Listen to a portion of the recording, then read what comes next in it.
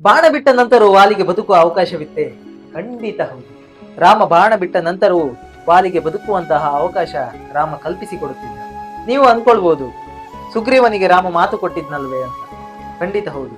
ರಾಮ ಮಾತು ಕೊಟ್ಟಿದ್ದೇನೆಂದರೆ, ದುಷ್ಟನಾದ ವಾಲಿಯನ್ನು, ನಿನ್ನ ಹೆಂಡತಿಯನ್ನು ಅಪಹರಿಸಿದ ವಾಲಿಯನ್ನು ನಾನು ಕೊಲ್ಲುತ್ತೇನೆ ಎಂದು ಹೊರತು ಇಂದ್ರನಂದನ ವಾಲಿ ಸಾಯಬೇಕೆನ್ನುವುದು ರಾಮನ ಉದ್ದೇಶವಾಗಿರಲಿಲ್ಲ.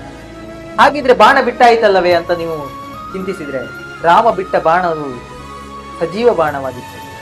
ಅದು ವಾಲಿಯ ಎದೆಯನ್ನು ಮುಟ್ಟಿದ್ದೇ ಹೊರತು ಅವನ ಹೃದಯವನ್ನು ಘಾತಿಸಿರಲಿಲ್ಲ. ಕೇವಲ ವಾಲಿಯನ್ನು ಘಾತಿಸಿ ಅವನಿಗೆ ಸುಜ್ಞಾನವನ್ನು ನೀಡುವುದಷ್ಟೇ ಆಗಿತ್ತೇ ಹೊರತು ಅವನನ್ನು ಕೊಲ್ಲುವುದಾಗಿರಲಿಲ್ಲ. ಹಿಂದಿನ ಸಂಚಿಕೆಯಲ್ಲಿ ನಾ ಈಗಾಗಲೇ ಹೇಳಿದ್ದೆ, ಪುತ್ರಿಯನ್ನು, ಅಕ್ಕ ತಂಗಿಯನ್ನು ಹಾಗೂ ತಮ್ಮನ ಹೆಂಡತಿಯನ್ನು ಕಾಮದ ದೃಷ್ಟಿಯಿಂದ ನೋಡುವವರನ್ನು, ಕಾಮದ ದೃಷ್ಟಿಯಿಂದ ಮುಟ್ಟುವವರನ್ನು ವಿಚಾರಿಸದೆ ಕೊಲ್ಲಬೇಕೆಂದು.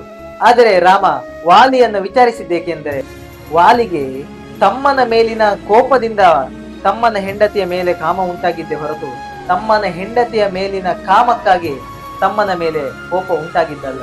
ಇದೊಂದು ವಿವೇಚನೆಯ ವಿಷಯವಾಗಿದ್ದರಿಂದ ರಾಮ ವಾಲಿಗೆ ಒಂದು ಬದುಕನ್ನು ಕಲ್ಪಿಸಿಕೊಡುವಂತಹ ಅವಕಾಶವನ್ನು ಕೂಡ ನೀಡಿದ್ದ. ಒಂದು ವೇಳೆ ವಾಲಿ ಬದುಕಬೇಕಾದರೆ ಅವನು ರಾವಣನೊಂದಿಗೆ ಮಾಡಿಕೊಂಡಿರುವಂತಹ ಒಪ್ಪಂದವನ್ನು ಮುರಿದುಕೊಳ್ಳಬೇಕು. ಹಾಗೆ ಸುಗ್ರೀವನನ್ನು ತಮ್ಮನೆಂದು ಹಾಗೂ ಸುಗ್ರೀವನ ಹೆಂಡತಿಯನ್ನು ತಮ್ಮನ ಹೆಂಡತಿಯಂತೆ ಕಾಣುವಂತಹ ದೃಷ್ಟಿಕೋನ ಬದಲಾಗಬೇಕು. ಇದೆಲ್ಲ ಸಾಧ್ಯವಾಗಿದ್ದರೆ ರಾಮ ವಾಲಿಯನ್ನು ಬದುಕಿಸುತ್ತಿದ್ದ. ಆದರೆ ವಾಲಿ ಮೋಕ್ಷವನ್ನು ಅಪೇಕ್ಷಿಸಿದ್ದ ಕಾರಣ ಅವನಿಗೆ ಮೋಕ್ಷವನ್ನು